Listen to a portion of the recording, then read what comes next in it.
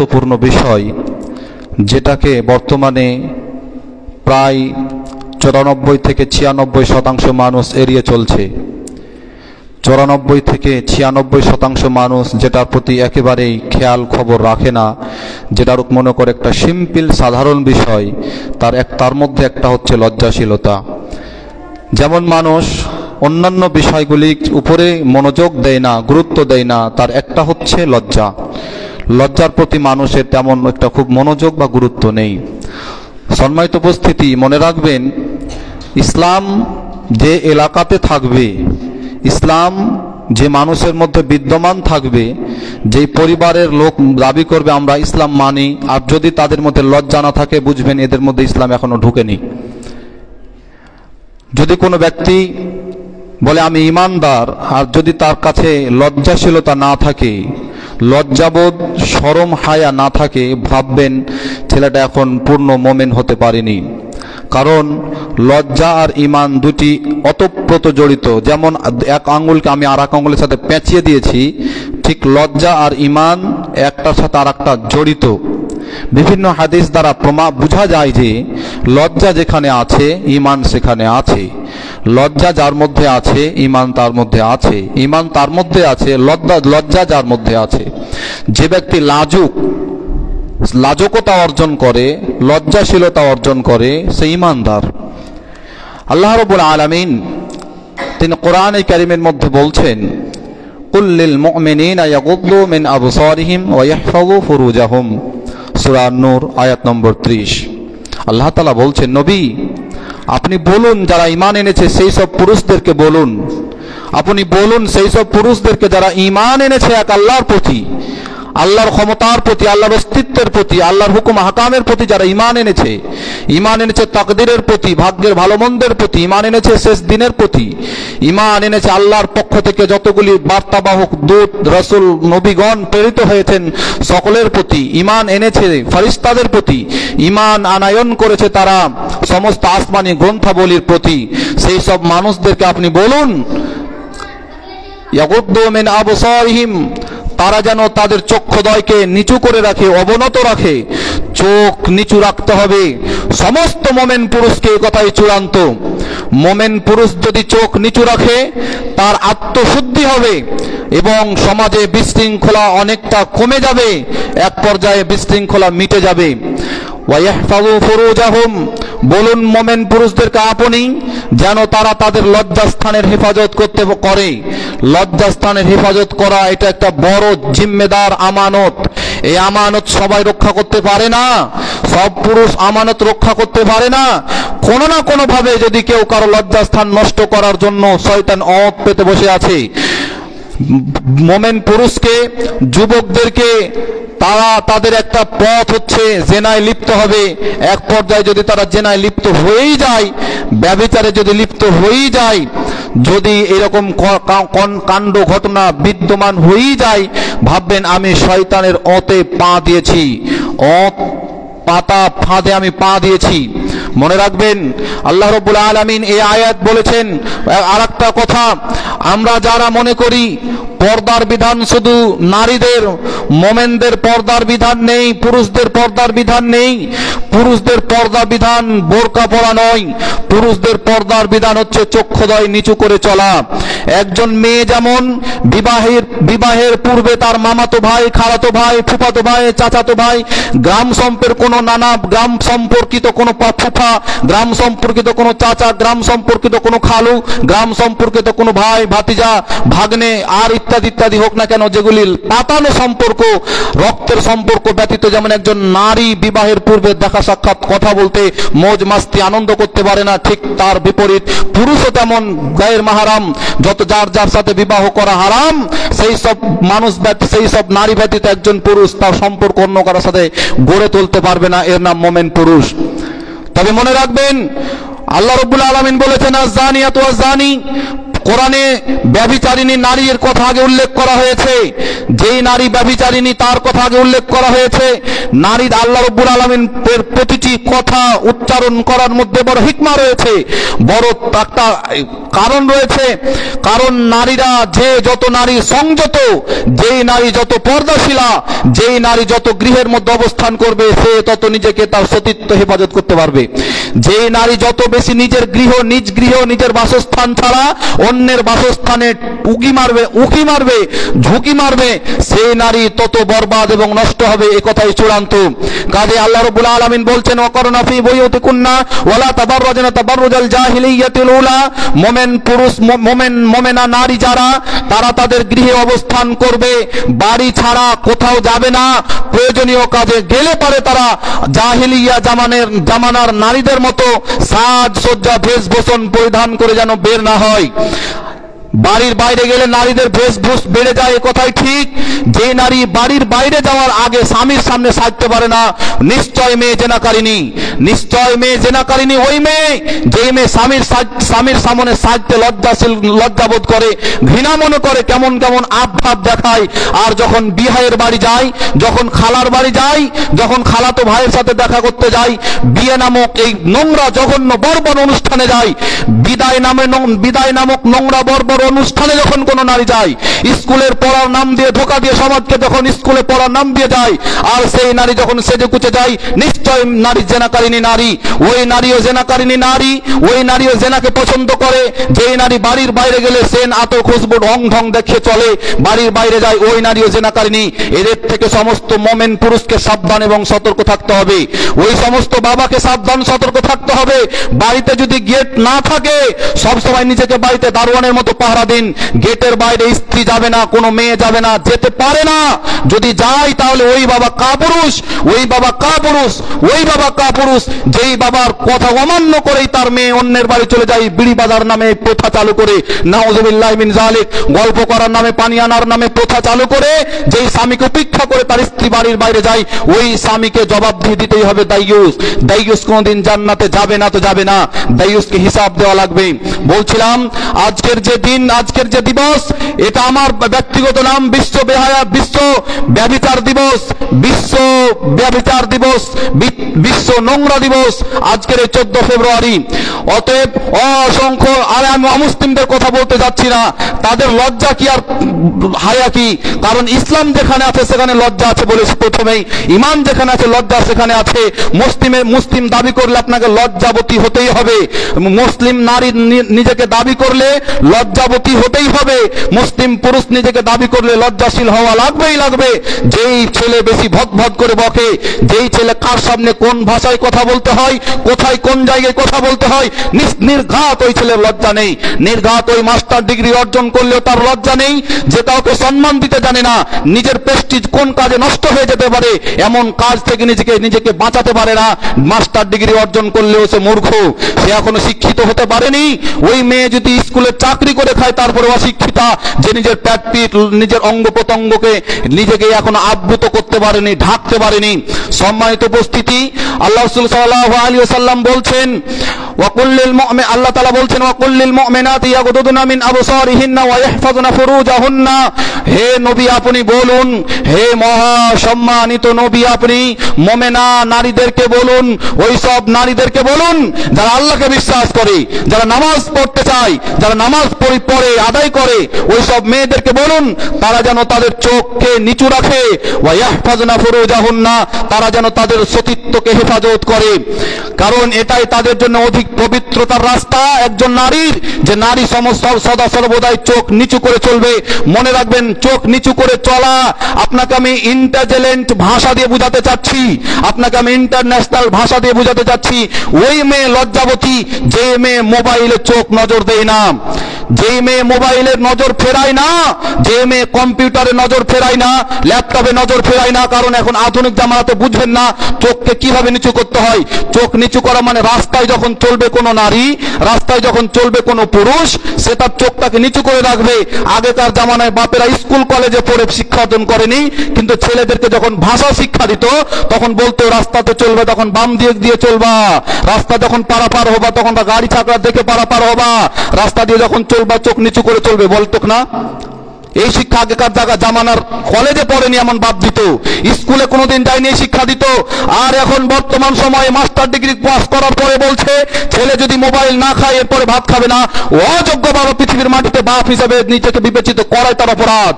পৃথিবীর মাটিতে বাপ হিসেবে বিবেচিত করে অপরাধ।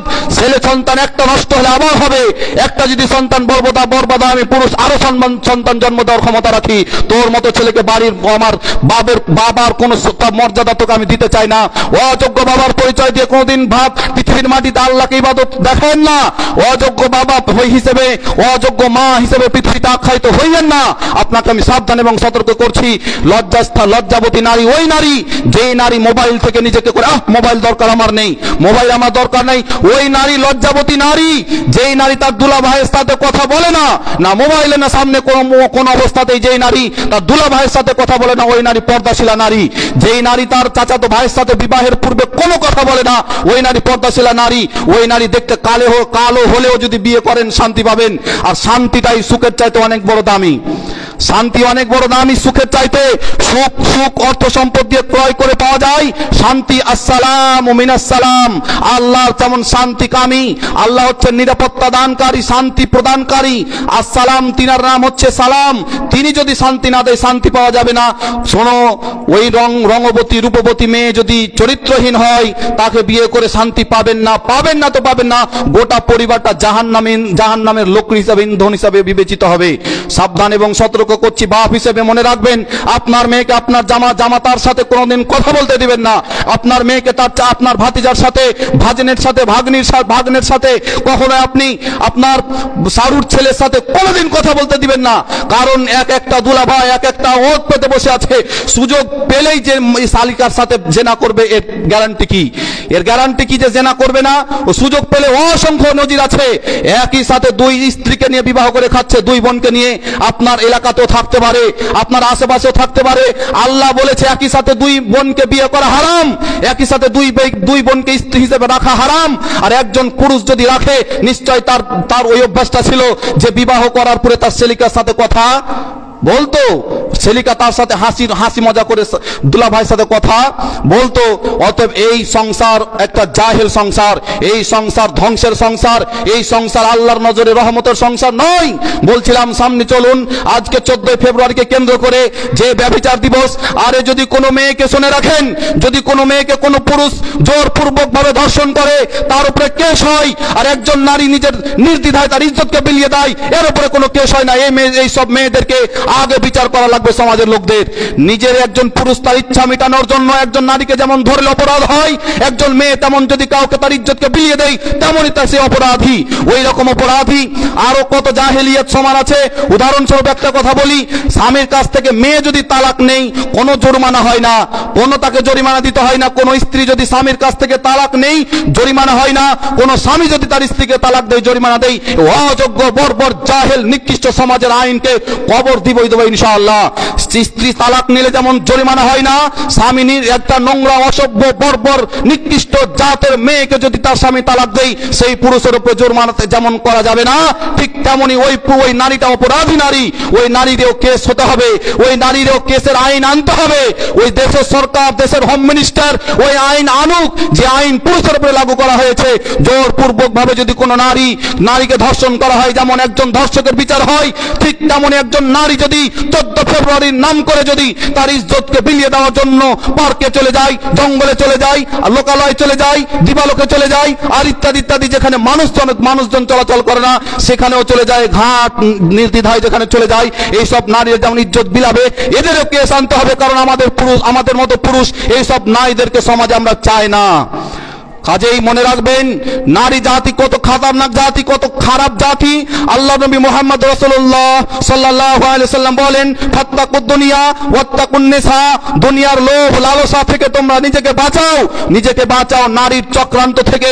নারীর জাল অনেক বড়, যেমন ইন্টারনেট বলা হয়, যে জাল আমরা দেখতে পাই না, নারীরাও ঠিক তেমন একটা জাল যেখানে পুরুষকে সর্বদাই ফাঁদে ফেলার জন্য তারা চক্রান্ত করে। ইন্না কায়দাকুন্না আযীম, তাদের চক্রান্ত বড় ভয়ানক, তাদের চক্রান্ত, তাদের প্ল্যান, তাদের বুদ্ধি অতীব খারাপ। আল্লাহ রাসূল সাল্লাল্লাহু আলাইহি ওয়াসাল্লাম বলেন ঈমানের 70টি শাখা প্রশাখা রয়েছে, সবচেয়ে বড় হাই কোয়ালিটির হাই লেভেলের শাখা হচ্ছে কওলু লা ইলাহা ইল্লাল্লাহ, আল্লাহ ব্যতীত এই কথা বলা যে আল্লাহ ব্যতীত কোনো সত্য উপাস্য নেই, আল্লাহ ব্যতীত কোনো সত্য ইলাহ নেই। ওয়া আদনাহা ইমাতাতুল আযা আনিত তারিক, এবং সর্বনিম্ন স্তরের ঈমান হচ্ছে রাস্তা থেকে কষ্টদায়ক, বেদনাদায়ক, পীড়াদায়ক জিনিসকে সরিয়ে দেওয়া। মনে রাখবেন, রাস্তা থেকে কাঁটা সরানো মানের এই অর্থ এই নয় যে আপনার ওই কাঁটাযুক্ত যে সব বড় কাঁটায় কাঁটা পাওয়া যায়, ব্রেক পাওয়া যায়, এই সব কাঁটা রাস্তা থেকে সরালে ঈমানের অঙ্গ, এটাই কথা নয়। বরঞ্চ যেটা মানুষের ক্ষতি করবে রাস্তাতে থাকলে ওই জিনিসকে সরানোটা ঈমানের অঙ্গ। তাহলে আপনি ছাগলকে রাস্তায় পেশাব করান, এটা কিসের অঙ্গ বলেন? নিজের গরুকে বাছুরকে রাস্তায় পেশাব করান, এটা কিসের অঙ্গ বলেন? ওইটা যে একজন পরহেজগার, দিনদার, পাক পবিত্র, পরিশুদ্ধ, আত্মশুদ্ধ, পরিষ্কার পরিচ্ছন্ন থাকা মানুষের যে ক্ষতি হয়, আপনি নিজেকে এই হালাল টাকার ভাত খেয়ে মসজিদে ইবাদত করে জান্নাত কেনার চেষ্টা করিয়েন, পরে চিন্তা ভাবনা করেন, পরে ঈমান বাঁচবে যেসব কারণে, আগে ওই সব কারণগুলি লক্ষ্য করেন। রাস্তাতে পেশাব করানো যাবে না ছাগল দিয়ে, রাস্তাতে নিজের বাচ্চাকে পায়খানা করা যাবে না। আল্লাহ রাসূল সাল্লাল্লাহু আলাইহি ওয়াসাল্লাম বলেছেন, যদি কেউ রাস্তাতে পেশাব এবং পায়খানা করে তোমরা লানত করো, তার জন্য লানত করা জায়েজ। কেউ পেশাব পায়খানা করতে পারবে না, রাস্তা থাকবে সদা সর্বদাই পরিষ্কার পরিচ্ছন্ন, পারলে পরিষ্কার করবেন। পরিষ্কার যদি না করতে পারেন, মন যদি না চায় আপনার রাস্তা পরিষ্কার, কখনো নোংরা করিয়েন না। উপকার যদি করতে না পারেন, ক্ষতি করিয়েন না, জান্নাত হবে। উপকার যদি না করতে পারেন, ক্ষতি করিয়েন না, জান্নাত হবে। আল্লাহ রাসূল সাল্লাল্লাহু আলাইহি ওয়াসাল্লাম বললেন ওয়াল হায়া শুবাতুম মিনাল ঈমান, এবং লজ্জা হচ্ছে ঈমানের অঙ্গ।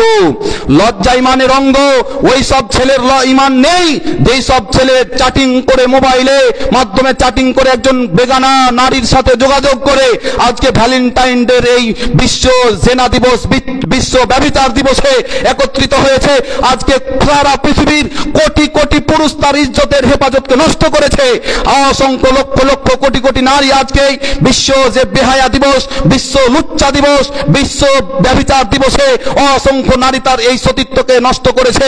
ও আল্লাহ রাসূল সাল্লাল্লাহু আলাইহি ওয়াসাল্লাম বলেছেন যে কোন যদি পুরুষ কোন নারী যদি এই দুইটি জিনিসের জিম্মেদার দেই, তাহলে আমি তাকে জান্নাতের জিম্মেদার দিলাম, আমি জান্নাতের জিম্মেদার নিলাম তার পক্ষ থেকে, আমি তাকে জান্নাতে ঘর নিব, আল্লাহর পক্ষ থেকে তাকে ঘর দেওয়া হবে।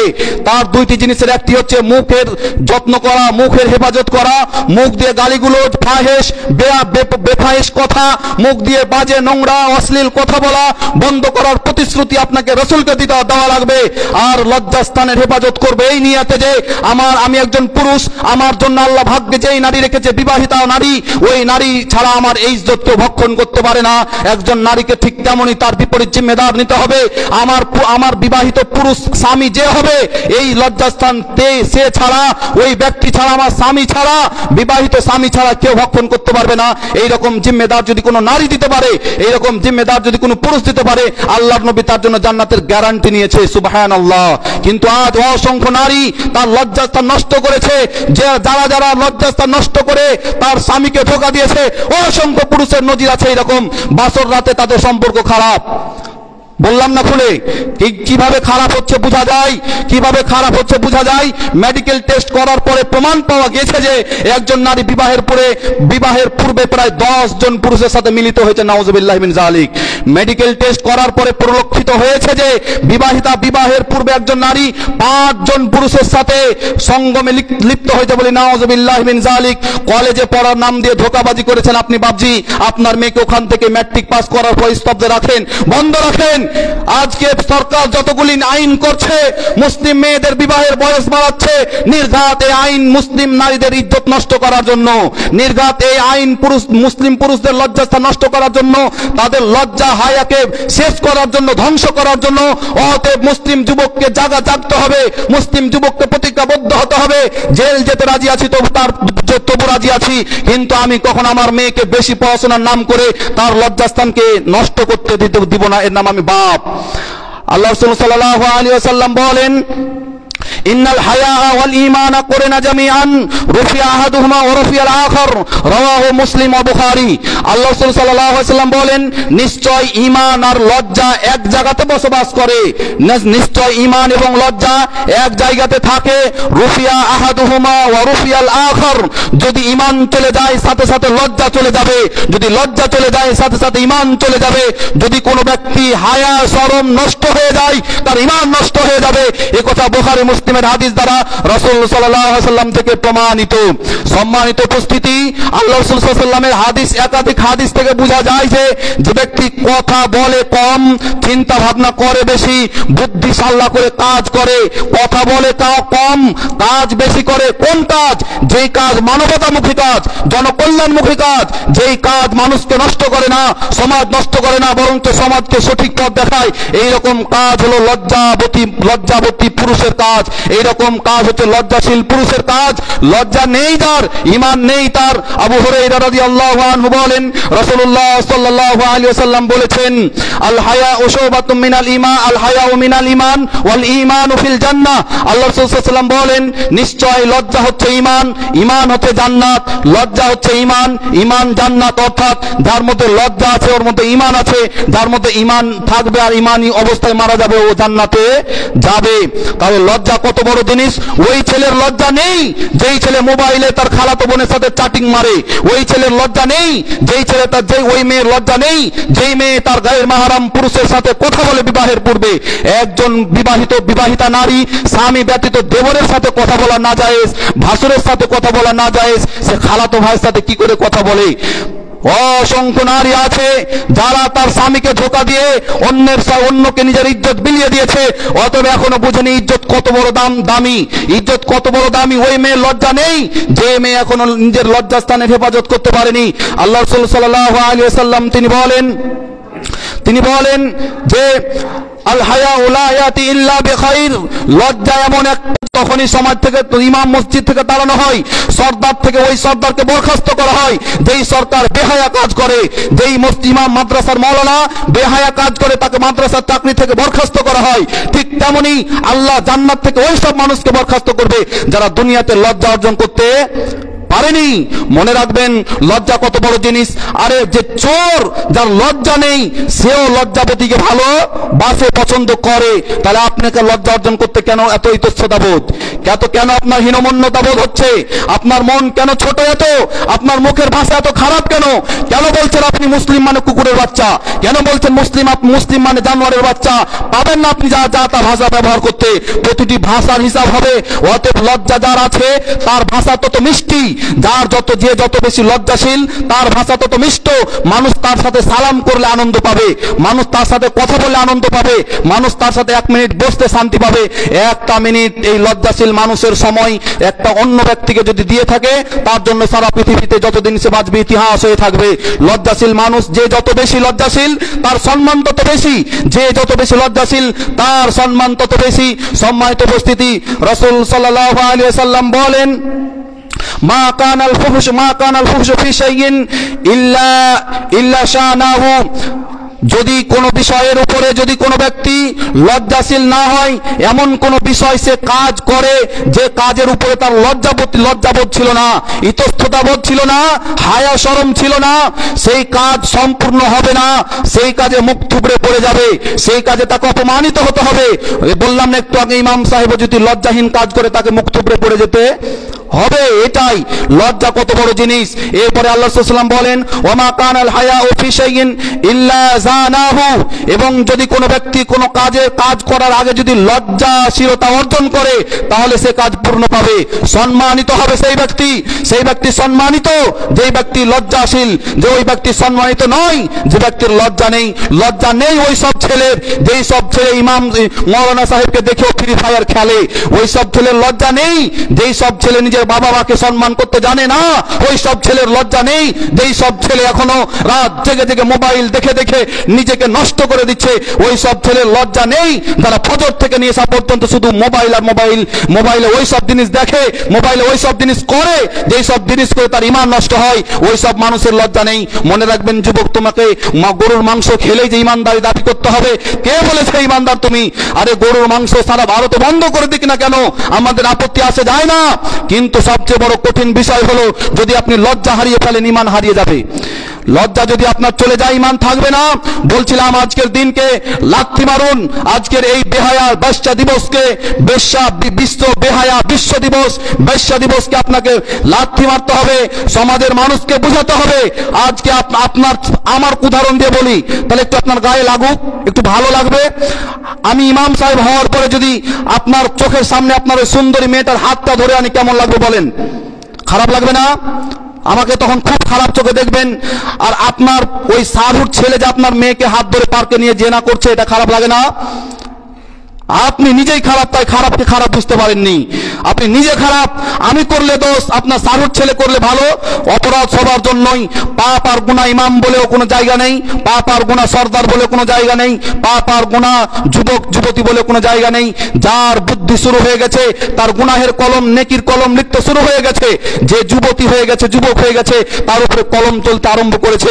অতএব পাপ তো ইমাম করলেও পাপ, পাপ তো বাপ করলেও পাপ, পাপ তো খালু করলেও পাপ, পাপ সারুর ছেলে করলেও পাপ, সমাজের যে স্তরের যে কোনো ছেলে পুরুষ নারী করুক না কেন, পাপ তো পাপ। আল্লাহ রাব্বুল আলামিনের কাছে দোয়া করি, আল্লাহ তুমি আমাদের জাতি, মুসলিম জাতিকে লজ্জাশীল হওয়ার তৌফিক এনায়েত কর, আল্লাহুম্মা আমিন। তুমি মুসলিম যুবক যুবতীকে লজ্জা বুঝার তৌফিক দান করুন, আল্লাহুম্মা আমিন। শেষ কথা, আপনাদের উপদেশমূলক কথা যেটা বলছি, এখন বাড়ি গিয়ে আপনার মেয়ের কাছে যদি মোবাইল থাকে, ইট দিয়ে ভেঙে দিবেন, যদি পারেন তো ভেঙে দিবেন। মোবাইল ভেঙে দিতে হবে আপনার মেয়ের কাছ থেকে, কারণ ওই মেয়ে অসংখ্য পুরুষের সাথে চাটিং মেরে রেখেছে, জেনায় যাওয়ার সুযোগ পেলেই যাবে। মনে রাখবেন, আপনার এই মেয়ে যদি সতীত্ব নষ্ট হয়, আপনি প্রথম নম্বরে দায়ী। মোবাইল কেড়ে নিতে হবে মেয়ের কাছ থেকে। তার বান্ধবী বলে কোনো জিনিস থাকবে না পৃথিবীর মাটিতে। বর্তমান যুগে বান্ধবী বলে কোনো জিনিস রাখতে হবে না। বান্ধবী তারা, বন্ধু তারা যারা জেনা করতে সহযোগিতা করে, বন্ধু তারা যারা জেনা করতে সহযোগিতা করে, বান্ধবী তারা যারা জেনা করতে সহযোগিতা করে, মোবাইল সেটা যেটা মহিলা পুরুষকে জেনা করতে সহযোগিতা করে। অতএব বাড়ি গিয়ে আপনার মেয়ের, আপনার ওই ছোট বাচ্চাটার মোবাইলটাকে ভেঙে দিতে হবে, নচেত বিক্রি করে টাকা খেয়ে আপনাকে চাউল কিনে ভাত খেয়ে নিতে হবে। আল্লাহ রাব্বুল আলামিন যেন এই আইন প্রয়োগ করার তৌফিক দান করেন, আল্লাহুম্মা আমিন। আল্লাহ আমাদের জুমার খুতবা